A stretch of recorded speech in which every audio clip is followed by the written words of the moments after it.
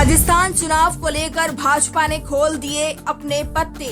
ये होंगे सीएम का फेस, ये संभालेंगे चुनाव की कमान। बीजेपी ने तैयार की विधानसभा चुनावों की रणनीति, राजस्थान पर कब्जा करने की बनाई व्यूहरचना। लोकसभा चुनावों से पहले 5 राज्यों में होने हैं विधानसभा चुनाव। मध्य प्रदेश और राजस्थान को लेकर भाजपा की बड़ी तैयारी। इस साल के अंत में राजस्थान समेत मध्य प्रदेश, छत्तीसगढ़, तेलंगाना और मणिपुर में विधानसभा चुनाव होने हैं। इन चुनावों को लेकर बीजेपी नेतृत्व में रणनीति तैयार कर ली है। बीजेपी की रणनीति में 2 बातें सबसे अहम हैं। इसमें पहली बात यह है कि इन 5 राज्यों में चुनाव सामूहिक नेतृत्व में लड़ा जाएगा। किसी भी नेता को मुख्यमंत्री पद का चेहरा नहीं बनाया जाएगा। चुनाव के दौरान स्थानीय मुद्दों पर फोकस रहेगा। राज्य के नेताओं और मुद्दों को आगे रखा जाएगा। इसके साथ ही बीजेपी ने तय किया है कि राजस्थान में दलितों, पिछड़ों और महिलाओं को चुनावी मुद्दा बनाएगी। बीजेपी के एक वरिष्ठ नेता ने बताया कि छत्तीसगढ़, राजस्थान व तेलंगाना में सीएम प्रोजेक्ट नहीं किया जाएगा। वहीं मध्य प्रदेश और मणिपुर में बीजेपी की सरकार है, इसीलिए वहां सीएम का चेहरा प्रोजेक्ट करने की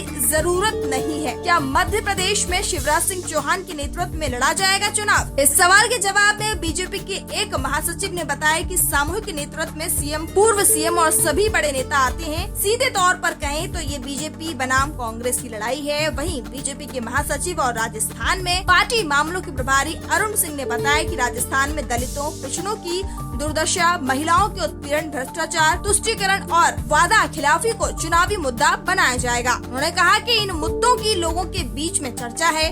बीजेपी इन मुद्दों को चरणबद्ध तरीके से उठाएगी। उन्होंने कहा कि हम लोगों को बताएंगे कि सरकार बदलने पर हम इन मुद्दों को कैसे हल करेंगे। हालांकि राजस्थान को लेकर कयास लगाए जा रहे हैं कि इस बार वहां भाजपा बड़ा बदलाव कर सकती है। हालांकि भाजपा ने वसुंधरा राजे को लेकर पूरी तरह से पत्ते तो नहीं खोले हैं, लेकिन पार्टी ने बदलाव के संकेत दे दिए हैं। इसी बीच पूर्व राज्यपाल सत्यपाल मलिक ने बीजेपी और कांग्रेस के नेताओं को लेकर कई बड़े बयान दिए हैं। उन्होंने वसुंधरा राजे, अशोक गहलोत, सचिन पायलट और हनुमान बेनीवाल को नसीहत देते हुए कई बातें कही। सत्यपाल मलिक ने कहा कि वसुंधरा राजे के बिना बीजेपी का काम नहीं चलेगा, फिर भी पार्टी उन्हें आगे नहीं लाएगी। वहीं कांग्रेस में मुख्यमंत्री अशोक गहलोत और पूर्व उप सीएम सचिन पायलट की लड़ाई पर सत्यपाल मलिक ने कहा कि ये दोनों नेताओं की निजी लड़ाई है, इस पर बोलना ठीक नहीं है।